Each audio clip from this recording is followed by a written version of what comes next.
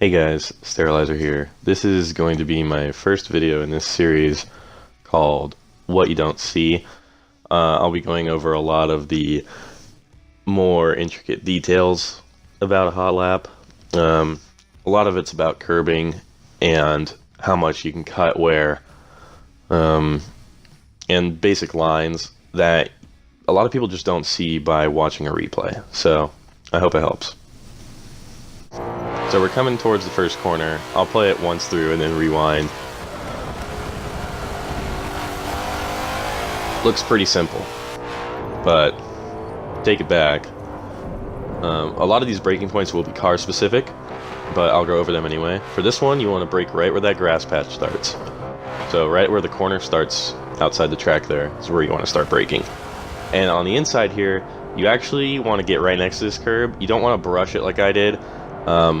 I got lucky and it didn't push me out, but with curbs on this track, you want to take all of them or none of them. A lot of times when you get halfway on these curbs, they will push you out.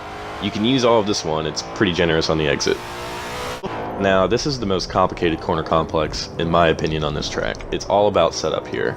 So right here, you want to get towards this dashed line on the turn-in, and here, you want to put your car on the grass, making the track as wide as possible. You can actually put your tires inside the lines on this track, you just can't go completely over the curbs. That's the dirty marker here. So here I'm making the track as wide as possible on the turn-in to carry more speed, and I'm gliding over this kink. It can upset the car, so I'm choosing to just steer, no gas or brake inputs. Once I land, I'm back on the gas to carry more speed, and when I go onto this left, I'm lifting off for more turn-in, and I'm actually cutting over the grass. This is important because the next part of the downhill is that right-hander, and you want to carry as much speed through there as possible. So by cutting the grass here, you're positioning your car more on the left so that you can full throttle down that hill.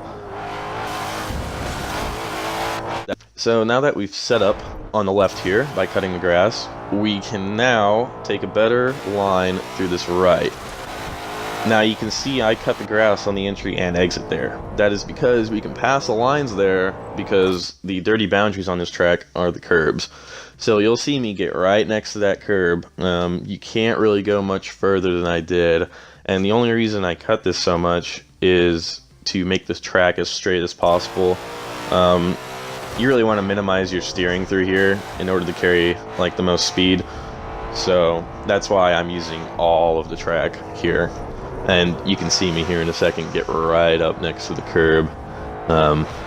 When I recorded this, I guess I wanted to emphasize just how close you can get. Like these are the track limits right here. You can get that close. My tire mark's completely past the line. And entering this is tricky. You want to use all of that curb. You either want to use all of it or you want to straddle it and put your outside tires in the grass. You don't want to use half of that curb. What happens when you use half of that curb is the car bounces off of it and it puts you more to the left, and it wants to run you into that curb and that grass there on the left, which is what you want to avoid. So by using all of this curb or straddling it, you're able to brake it more in a straight line, and you're able to more easily avoid the inside here. And this inside curb is exactly what you want to avoid, because as soon as you hit that, it pushes you to the right and you go dirty because you go outside the track boundaries here. So now we're on our way to my personal least favorite part of this track, turns 6 and 7. So there's two lines into turn 6 that you can take. The one I like is dive in early, you take the inside curb, and you're out. The other line is to turn a little bit later, get right next to the curb, get on the gas a little bit sooner. You're losing time on the entry but gaining on the exit. Both lines are adequate. I like this one. I like taking the curb. It gives me something to aim for my inside tires. So I'm on the curb here, and when I exit, I'm avoiding the outside curb, because when you try to brake on that outside curb, it doesn't like to brake. It takes forever to stop. You end up blowing the corner, the car will start spinning. So I'm right next to it coming in here. See it again. And we're coming in and you're barely clipping the inside curb here. You can get away with that. And I like to avoid the outside curb on the exit as well. From turn 7, because when you come off of it, sometimes the car likes to bounce and it does funky things. So I get right next to it and I'm on my way out. Now we're coming to the last chicane. And if there's ever an example of how to take this, this is it. Because I think this is the best I've ever taken it. You want to brake earlier than you think. Because anytime there is a white or yellow line with a curb next to it, you can cut past that line, and the outside of the curb is the new dirty boundary on this track exclusively.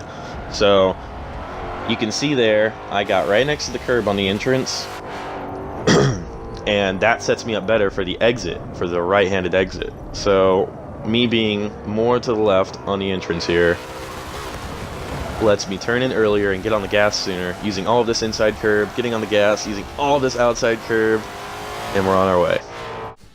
Alright, and the last corner in this car is super simple, because it's flat out. Most cars it won't be, but the general line is the same. You'll want to turn in pretty early, and just like one of the previous corners I mentioned, use all of that inside curb or use none of it. Don't go halfway. If you use half that curb, it will push you out. Your car will do funky things. You might even wheelie. This game is really weird about some of the curbs, especially on this track. But I find that if you're 100% committed to either using it or not using it, that is the best course of action for you. So that was my what you don't see video on Road Atlanta in a prototype car. Obviously some things change class to class, car to car, but I think a lot of the same concepts apply to everything. So yeah, thanks for watching.